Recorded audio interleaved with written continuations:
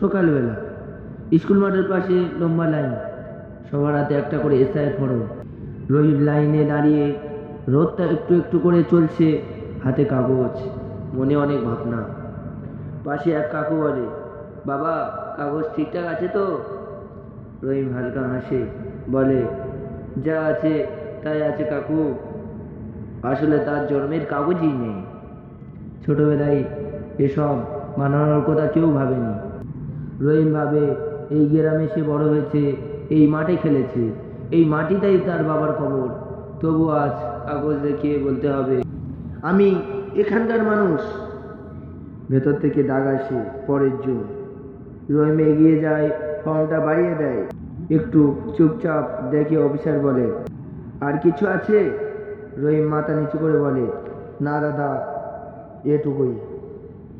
একটু নীরবতা। তারপর অফিসার নরম গলায় বলে, ভয় পাস না, যাচাই হবে, সত্য থাকলে কিছুই হবে না।